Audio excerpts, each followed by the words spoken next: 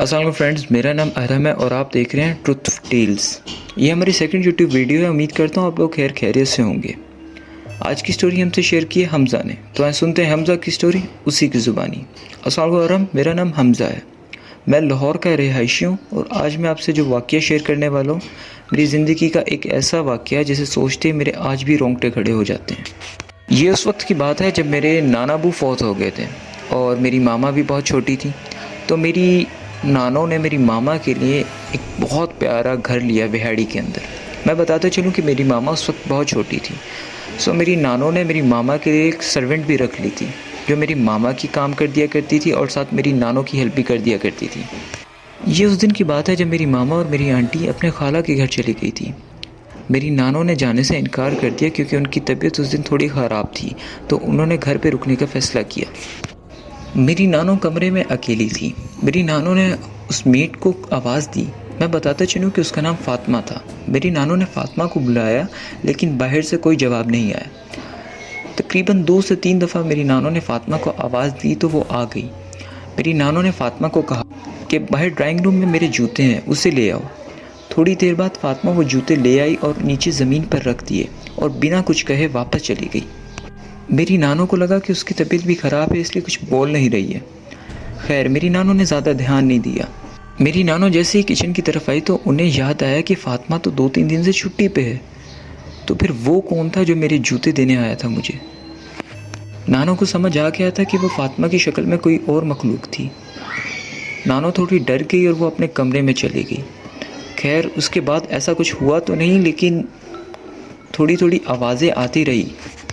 इसके बाद छोटे मोटे वाक़यात तो होते रहे लेकिन सब ने इग्नोर किया। खैर, मेरी मामा की शादी हो गई और फिर मैं पैदा हो गया। ये मेरी अपनी कहानी है जब मैंने उन्हें देखा था। मैं तकरीबन 6-7 साल का होऊंगा। मैं अपनी नानों के घर उनसे मिलने के लिए गया था। मैं बताते चलूँ कि मेरी नानों का घर बहुत बड़ा था। ये तो बहुत पुराना भी था, तकरीबन 30 साल पुराना। मेरी नानों के घर के पीछे एक छोटा सा बगीचा भी था। उस बगीचे के कोने में एक पुराना स्टोर और एक किचन भी था। मैं बताते चलूँ कि मेरी नानों ने उस स्टोर और किचन में जाने से हमें मना किया था। उस रात तकरीबन 11-12 बजे मेरी मामा और मेरी खाला वॉक करने के लिए बागीचे में आए। मैं भी उनके साथ था, लेकिन मुझे जानना था कि उस स्टोर और किचन में आखिर ऐसा क्या है जो नानों ने हमें वहाँ जाने से मना किया है। मैं चुपके से किचन वाली साइड पे चला गया।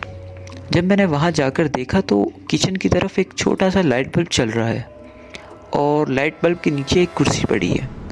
मुझे थोड़ी हैरत हुई। मैंने जैसे ही किचन में जाकर देखा तो वहाँ एक बहुत लंबा काला परछाई दिखी मुझे, जिसने कपड़े नहीं पहने थे। मैं बताता चलूँ कि वो इतनी लंबी थी कि मैं बयां भी नहीं कर सकता। मुझे पता था कि वो हमारी फैमिली में से कोई भी नहीं है, क्योंकि हमारी फैमिली में से किसी की भी इतनी हाइट नहीं थी। मैं वहाँ खड़ा सदमे में चला गया था।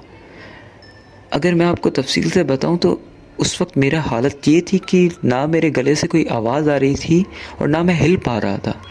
खैर, मैंने अल्लाह का नाम लिया और जैसे तैसे वापस भागना शुरू कर दिया। मैं अपनी मामा के पास वापस आया और उन्हें लेके जल्दी से घर के अंदर चला गया। वो लोग भी डर गए थे कि इससे क्या हो गया। खैर, मैंने कुछ भी नहीं बताया। अगली सुबह मेरी नानों ने जब मुझसे पूछा तो मैंने उन्हें सारा वाक़या बताया।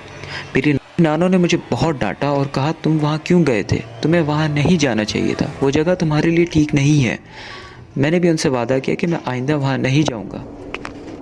उसके बाद हम कभी उस जगह पर नहीं गए और मैं हमेशा रात को दुआ करके ही सोता हूँ।